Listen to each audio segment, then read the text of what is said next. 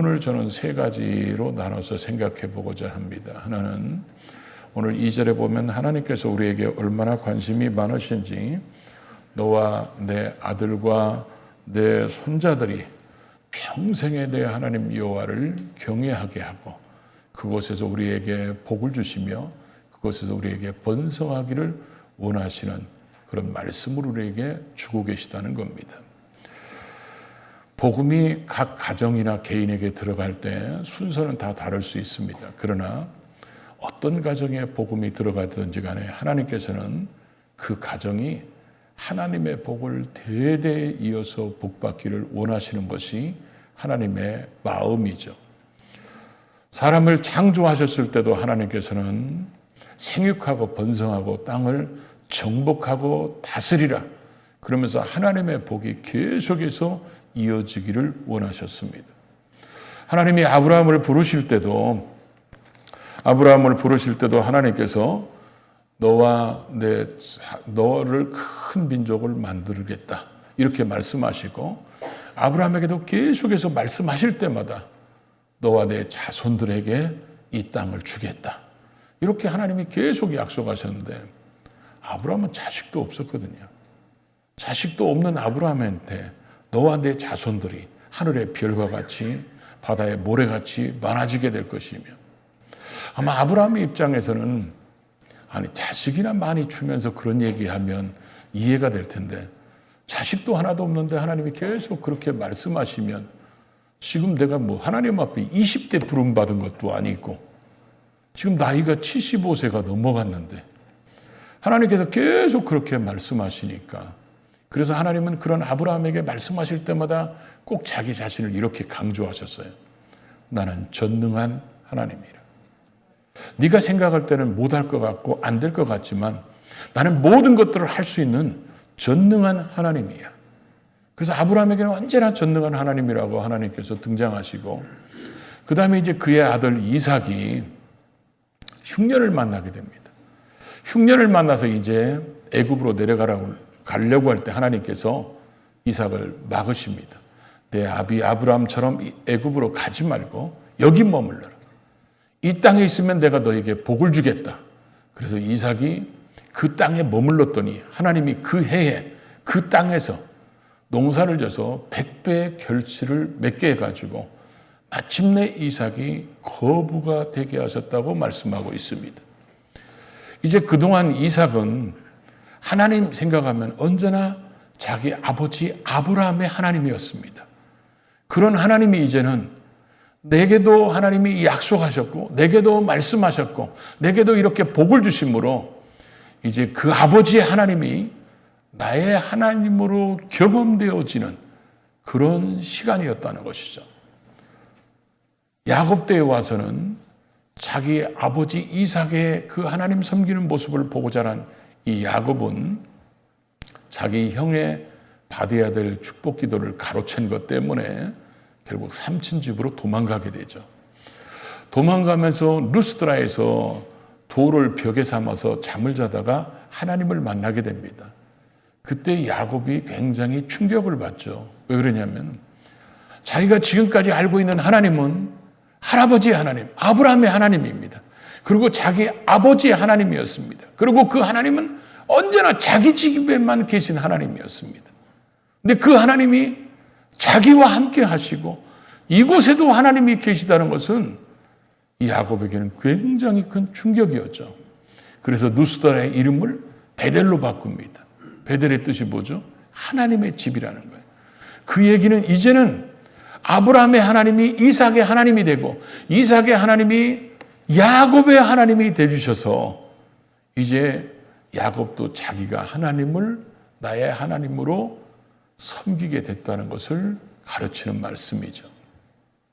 제가 다시 교회를 나오기 시작했을 때 이런 생각이 들었어요. 하나님은 우리 어머니만의 하나님인가 보다.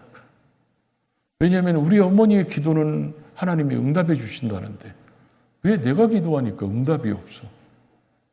어머니는 예배 시간에 하나님의 임재를 경험한다는데 나는 예배 시간에 졸다가 와. 어머니는 찬양 중에 거하시는 하나님을 만난다고 그러는데 나는 그런 적이 없어. 그러다 보니까 어머니만 사랑하시는 어머니의 하나님인가? 이런 생각을 들었던 제가 방 안에서 기도하다가 방 안에서 성령 세례 받으면서 하나님을 만나게 되니까 나오미의 며느리였던 룻이 나의 고백이 되었습니다. 어머니의 하나님이 나의 하나님이라는 거예요. 이제 그냥 하나님으로 부르는 그런 게 아니라 내가 그 하나님을 만났고 어머니가 만났던 그 하나님 내가 만났고 어머니에게 응답하신 그 하나님이 내 기도에 응답하시는 그 살아계신 하나님인 것을 내가 만났기 때문에 이제 하나님이 어머니만의 하나님이 아니라 나의 하나님 됐다는 것을 고백하면서 야곱이 베델에서 하나님 만났을 때 이런 기분이었을까? 이런 감동이었을까? 이런 생각이 들었어요. 그러고 나서 우리의 자녀들이 태어나니까 그냥 따라서 해 이래서 그냥 따라서 하는 게 아니라 그들이 주님을 인격적으로 만나고 하나님의 살아계심을 체험해서 하나님은 나의 하나님입니다. 아버지의 하나님, 할머니의 하나님뿐만 아니라 아버지의 하나님뿐만 아니라 나의 하나님입니다. 이렇게 고백을 저것들이 언제 할까? 이렇게 기대하면서 기른 그 자녀들. 이제 그들이 그렇게 고백하고 있는데 이제 앞으로는 제가 이제 나이가 아직 어려서 손자가 없잖아요. 이제 손자가 생기면 조카 손주들도 있는데 얘들 입에서 할아버지의 하나님이 나의 하나님, 아버지의 하나님이 나의 하나님. 그렇죠? 이렇게 고백하는 그런 날을 이제 꿈꾸면서 기다리고 있는 거죠. 하나님께서는 모세에게도 말씀하셨잖아요. 나는 아브라함의 하나님, 이삭의 하나님, 야곱의 하나님, 너의 조상의 하나님이야. 그래서 그들을 하나님의 약속대로 애굽 땅에서 인도해내신 그 하나님이라고 자신을 소개하고 있다는 거죠.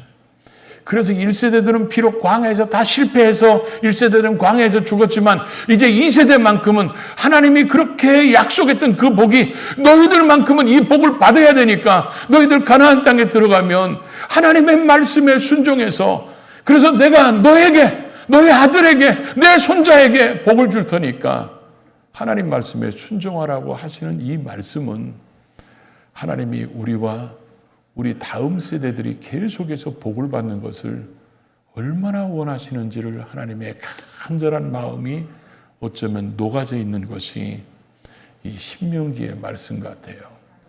그러니까 이 하나님의 마음이 우리의 사명이 되고 이 하나님의 마음이 우리의 비전이 되면 우리는 틀림없이 우리 가정들을 하나님이 원하시는 신앙의 멋진 가문으로 만들어 놓게 될 것입니다.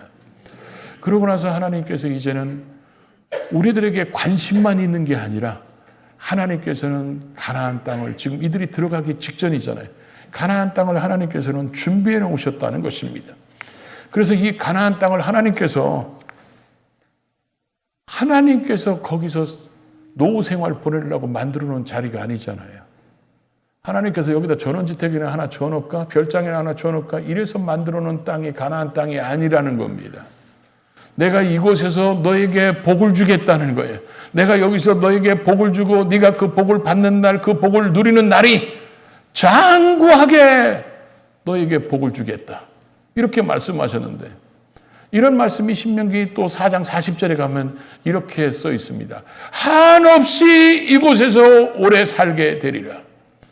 너가 여호와의 말씀을 순종하고 그 말씀대로 지키면 여호와가 너에게 복을 주셔서 이 땅에서 한없이 오래 살게 하는 것. 이게 하나님의 마음이라는 것입니다. 그래서 하나님이 가나안 땅을 준비하고 그들에게 가나안 땅을 주시는데 이 장구하다는 말과 한없이 오래 살게 한다는 말이 히브리어는 같은 말이더라고요. 같은 아라크라는 그런 말인데 그만큼 우리가 하나님의 복을 이 예비한 복을 누리기를 원하신다는 거예요. 그래서 하나님이 약속하잖아요. 젖과 꿀이 흘렀던 땅이 아니라는 거예요. 젖과 꿀이 흐르고 있는 땅이라는 겁니다. 그래서 너한테도 흐를 것이고 네 아들 때에도 흐를 것이고 네 손자 때에도 계속해서 젖과 꿀이 흐르는 이 땅에서 하나님의 복을 누려서 너희들이 계속해서 한없이 이 땅에서 오래 살기를 원하고 너희들이 번성하되 크게 번성하기를 원한다. 하나님은 그냥 번성하게 될 것이다. 이렇게만 얘기해도 됩니다. 그런데 우리는 의심도 많고 하도 속아싸서 하나님이 반드시 내가 너에게 복을 주겠다. 반드시 너에게 복을 주고 복을 주겠다. 이런 말씀을 하실 필요가 없어요. 반드시 이런 말 안 넣으셔도 되는데 이미 이들은 번성함을 경험한 사람들이잖아요. 요셉이 총리로 있을 때 그들은 흉년 2년 차에 야곱의 가족들이 전부 다 70명이 고센 땅으로 옮겨가죠. 고센 땅에서 그러는 400년 만에 출애굽할 때 20세 이상의 장정이 60만 3천 명이 넘었습니다. 그러면 장정이 20세 이상이 60만 3천이면 결혼했다면 120만이 되고 그리고 한두 명씩 자녀가 나도 그래도 200만 명은 됐겠다. 이렇게 추측하는 겁니다. 근데 그때는 더 낫겠죠. 뭐 저희 때만 해도 저 어렸을 때만 해도 보통이 7, 8이 기본이었는데 그때는 더 낫을지도 모르죠. 하나님께서 그렇게 번성함을 이미 경험했던 사람들이에요. 근데 하나님께서 그들에게 뭐요? 크게라는 말을 그래서 제가 일부러 원어를 찾아봤어요. 그랬더니 뭐라고 써있냐면 굉장히, 대단히 이런 식으로 쓰네. 내가 굉장히 크게 번성케 하고 굉장히 너희들을 크게 만들어 주겠다. 그래서 너희 자자손손이 여기에서 그 복을 계속해서 누리게 살도록 만들어 주겠다. 이렇게 하나님이 어떻게 보면 꼭 줄 테니까 꼭 받아라. 이런 간절함이 배어있는 이런 말씀 같아요. 그런데 하나님이 그런 복을 받기 위해서는 조건이 있다는 거예요. 그 조건이 여러분들이 이런 관점에서 신명기를 읽으면요. 신명기는 어떤 말씀보다도 하나님의 명령과 법도와 규례를 지켜라. 오늘 본문에도 여러분 보십시오. 약간 단어만 틀리게 써놨지 하나님 말씀을 지켜야 된다는 것을 얼마나 많이 강조하고 있어요. 그래서 너희가 하나님 말씀을 잘 지켜서 하나님이 너희에게 관심 있고 너희에게 복 주려고 준비해 놓은 것을 너희들이 자자손손이 계속해서 누리며 살아라. 그렇게 되기 위해서는 너희는 다다다가 돼야 된다는 거예요. 다다다가 제가 방언하는 게 아니고 마음을 다하고 힘을 다하고 뜻을 다하여 여호와를 사랑하라는 거예요. 여호와를 사랑하면 여호와께서 하신 말씀이 우리의 마음에 새겨지게 되고 그 말씀이 마음에 새겨지면 우리는 그것을 자식들에게 가르친다는 거예요. 그래서 가르치되 부지런히 가르치라는 거예요. 그래서 그들이 집에 있을 때든지 앉아 있을 때든지 누워 있을 때든지 아니면 그들이 일어날 때든지 그들이 가장 잘 보일 수 있는 손목에 미간에 바깥문에 출입문에 하나님의 말씀을 새겨놓고 그 말씀을 종합하면 내 자녀들이 눈만 뜨면 성경 말씀을 볼 수 있도록 하고 내 자녀들에게 틈만 나면 하나님 말씀을 가르치라는 거예요. 왜 그럴까요? 그것은 하나님은 유일한 하나님이기 때문에 그렇다는 거죠. 그 유일한이라는 말이 하나밖에 없는 그런 뜻이거든요. 여러분, 이 땅에 있는 모든 신은 사람이 만들었거든요. 하나님이 태양을 만들어 주셨어요. 우리를 위해서. 그런데 사람들은 그걸 태양 신이라고 얘기합니다. 우리 위해서 달을 만들어 놨어요. 그게 달이 신이라고 얘기합니다. 우리를 위해서 자연을 만들어 주셨어요. 그런데 사람들은 그게 신이라고 나무 밑에 가서 절하고 바위 밑에 가서 절하고 그걸 잘라다가 깎아서 절하고 있고 다듬어서 만들어 갖고 거기다 절하고 있고 모든 신들은 사람이 만들어 놓은 거예요. 그러나 사람이 만들어 놓은 그 사람이 신들을 섬기고 있는데 그 사람을 만드신 분은 유일하게 하나님밖에 없다는 거예요. 그러니까 너희는 유일한 하나님만을 섬겨야 되는데 이 하나님만을 유일하게 1순위 우선순위에 놓고 하나님을 섬기려면 너희가 다다다가 돼야지. 그렇지 않으면 우리가 다다다가 안 되고 적적적이나 대대되거나 이것도 방언 아니에요. 마음을 다해라. 그런데 마음을 대충 하거나 적당히 하거나 그렇잖아요. 우리가 이렇게 해놓고 자식들에게 하나님의 말씀을 가르치면 애들이 뭐라고 그럴까요? 우리가 신앙의 모델이 되지 않으면 내가 정말 하나님을 사랑하고 마음을 다하고 힘을 다하고 뜻을 다해서 하나님을 사랑한다는 것을 자식들에게 보여주지 않으면요. 우리가 신앙 지도에도 절대로 먹혀들지 않습니다. 그래서 우리는 그 자녀들이 하나님을 잘 섬길 수 있도록 우리가 만들어 가야 되는데 요즘에 여러분이 뉴스 들으면 강원도 얘기가 많이 나올 거예요. 왜냐하면 요즘에 강원도로 관광객들이 아주 몰리고 있어요. 왜 몰리냐면 코로나 때문에 그동안은 여러 강원도 축제들을 못했어요. 못했다가 이번 겨울에는 날씨도 추워서 막 얼음도 잘 얼었죠. 그러다 보니까 빙어 축제, 산천어 축제, 그 다음에 송어 축제, 사람들이 얼마나 많은지 어제 저도 뉴스 하나 봤는데 어디 송어 축제인가 거기는 12만 명이 왔대요. 그럼 여러분 마음속에 이런 마음이 들죠. 야, 우리도 한번 가보자. 그런 마음 드는 분이 계실 겁니다. 근데 거기에 사람들이 온 분들 중에서 제가 이렇게 그 뉴스에 인터뷰하는 분들이나 이런 걸 쭉 보면서 뭘 느꼈냐면 여기서 우리 어르신들 있잖아요. 어르신들 몇 분이 야, 우리 할 일도 없는데 송어 축제나 가보자. 이런 분들 거의 없어요. 거기 나오는 사람들이 대부분 자식들을 데리고 온 한 가정들입니다. 엄마 아버지가 애들을 데리고 왔어요. 휴가 겸 여행 겸 애들에게 이런 것도 체험시키고 그리고 낚시도 체험하고 이런 생선도 잡아보고 먹어도 보고 막 맨손으로 잡기도 하고 막 그러는 거예요. 그걸 보면서 이런 생각이 들었어요. 우리는 내가 살아계신 하나님을 체험했는데 우리 자녀들 집에서 나도 아버지의 하나님이 내 하나님입니다. 이런 체험적인 신앙 교육을 갖도록 하기 위해서 뭘 하고 있느냐는 거예요. 내가 기도해서 응답받았으면 우리의 자녀들이 기도해서 응답받을 수 있도록 그렇게 그들의 신앙을 지도하기 위해서 우리가 뭘 하고 있냐는 거예요. 내가 찬양 중에 거하시는 하나님을 만났으면 우리 자녀도 찬양 속에 거하시는 하나님을 만나고 그 찬양 속에서 감격을 할 수 있도록 내가 이 아이들을 위해서 무엇을 하고 있느냐는 거죠. 제가 전에 그 예화를 이렇게 모아놨던 걸 한번 읽었는데 이런 예화가 있었어요. 어린이집 아이들이 동물원에 이제 갔어요. 그래서 가서 사자도 보고 호랑이도 보고 뭐 오리도 보고 뭐 닭도 보고 여러 짐승들을 보고 애들이 다 모아왔어요. 그래서 선생님이 애들 모아놓고 어린이 여러분 오늘 동물들 많이 봤죠? 그랬더니 애들 특징이 있잖아요. 그렇게 물어보면 네! 막 그러면서 오늘 사자가 어떻게 울었어요? 그러니까 애들이 막 으르렁 다 각자 흉내를 내는 거예요. 닭은 어떻게 울었어요? 그러니까 꼬끼요 울었다는 거예요. 오리는요 꽥꽥 그렇게 울었다는 거예요. 제비는 어떻게 울었죠? 그러니까 갑자기 여기처럼 조용해진 거예요. 제비는 어떻게 울었어요? 그때 아무도 대답을 안 하는 거야.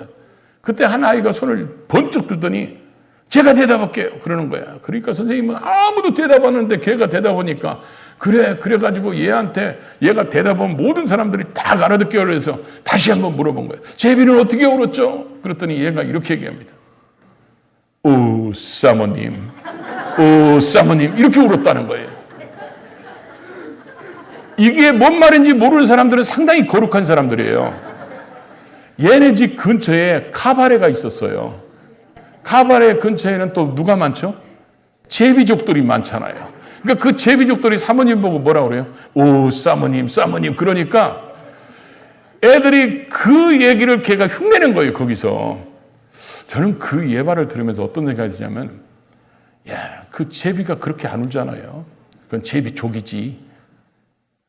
우리 아이들이 하나님을 제대로 몰라서 나중에 하나님이라고 하는 것이 유일하신 하나님 자리에 돈을 갖다 놓고 유일하신 하나님 앞에 세상적인 명예나 권력 이런 거 갖다 놓고 그게 마치 내게 복을 주는 하나님인 것처럼 엉뚱한 소리를 하지 않을까 이런 생각이 들었습니다.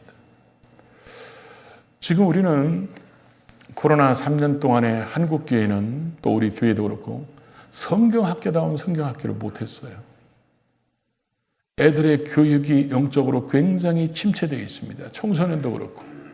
이제 올해는 그런 것들을 우리가 마음껏 할 수 있는 그런 때가 됐는데 제가 왜 이런 설교를 하겠어요? 이거 보통 언제 설교해야 돼요? 어린이 주일날 이 설교해야 되잖아요. 우리는 지금 우리의 자녀들에 대해서 어떤 비전을 세우고 어떤 계획을 세워야 할 것인가? 2023년은 어떻게든지 우리의 자녀들이 다시 신앙이 회복되고 그들이 하나님 앞에 와서 예배드리고 기도가 회복되고 찬양이 회복되고 이러면서 우리의 자녀들이 그동안 코로나 때문에 침체됐던 이런 신앙이 다시 한번 회복돼야 되는데, 이제 좀 있으면 애들이 명절이라 할아버지 할머니들 집에 또 손주들이 오게 되겠죠. 그러면 이제 우리는 기도해야 돼요. 그 짧은 시간에 같이 사시는 분도 계시지만 저 아이들에게 어떻게 하나님을 심어줄 수 있을까? 그래서 우리의 자녀들이 할아버지의 하나님이, 아버지의 하나님이 나의 하나님 되겠다고 그들이 하나님 만나고 나서 아버지나 할아버지한테, 할머니한테 그런 간증을 하면 얼마나 멋있을까요? 이런 거를 위한 우리는 기도를 해야 됩니다. 2023년도 우리의 자녀들을 위해서 우리는 어떤 신앙 교육을, 영적인 체험을 시키기 위해서 우리는 무엇을 할 것인지. 혹시 부모님들, 젊은 부모님들 중에서 자녀들 데리고 양화진을 안 가보신 분들은 꼭 한번 가보시기 바랍니다. 마포에 있으니까. 거기에 가보면 우리나라의 복음화를 위해서 목숨을 이 땅에서 잃은 수많은 선교사들의 무덤들이 있습니다. 그들의 묘비들이 있어요. 그래서 이 사람은 어떤 사람이고 우리를 위해서 무엇을 했는지, 그러다가 저 구석에 한 군데 가보면 아이들의 무덤도 있습니다. 아버지 따라서 여기 왔다가 아니면 이곳에서 태어났다가 풍토병으로 죽었던 그 아이들의 무덤도 있어요. 아마 여러분 자녀들 데리고 가서 그 아이들 앞에서 여러분이 그걸 설명해 주거나 거기 설명하는 분들 계시거든요. 그럼 아이들은 많은 도전을 받게 될 겁니다. 내가 이렇게 예수를 알게 하기 위해서 이미 이 땅에 복음을 들고 왔던 사람들이 이런 눈물과 아픔과 희생이 있었기 때문에 우리에게 복음이 전해졌고 우리는 그래서 예수를 알게 됐다고 고백하는, 그런 속에서 애들은 뭔가 새로운 것들을 깨닫게 될 것입니다. 하나님은 정말 우리와 우리의 자손들이 다 하나님의 은혜와 복을 누리기를 얼마나 원하시는지 몰라요. 그래서 하나님은 이미 복도 다 준비해 놓으셨습니다. 우리가 갑자기 불순종하다가 순종하니까 나 그럴 줄 모르고 복 준비 못했네, 이런 하나님이 아닙니다. 이미 다 준비해 놓으신 하나님이 하나님의 말씀에 순종해서 그 복을 누리며 살기를 하나님은 원하시는데, 우리가 우리 대해서 복음이 끊어져서는 안 되잖아요.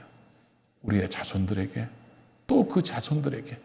그래야 우리가 언제 하나님 앞에 서더라도 하나님 앞에 떳떳하게 설 수 있지. 나만 딸랑 예수 믿고 천국 갈 겁니까? 우리는 새해를 시작하면서 우리의 가문을, 또 앞으로 태어날, 여기도 그렇잖아요. 지금 아직 태어나지도 않은 집들도 있었을 겁니다, 손자가. 근데 하나님은 그런 비전을 가두라는 거예요. 너와 내 자식과 내 손자들에게 하나님께서 한없이 하나님의 복을 누리며 살기를 원하시는 그런 하나님의 마음을 우리의 비전으로 품고, 우리도 우리의 가정과 가문을 위해서 기도하고, 우리의 자녀들이 하나님만 만날 수 있다면, 그들이 기도해서 응답받을 수 있다면, 여기에 우리가 체험적인 교육에 계획을 세우고 함께 해줘야 그들 입에서도 하나님을 만났다고 고백하는 소리를 우리가 듣게 될 거라는 거죠. 나이 드신 분들이 점점 나이 드실수록 우리의 자자손손들이 하나님 손에 붙들려 쓰임받고 그들이 하나님을 위해서 헌신하는 모습을 보는 것이 어쩌면 우리에게 최고의 기쁨이 될지도 모릅니다. 유일하신 하나님만을 섬기게 만들어놓은 책임이 우리에게 있습니다.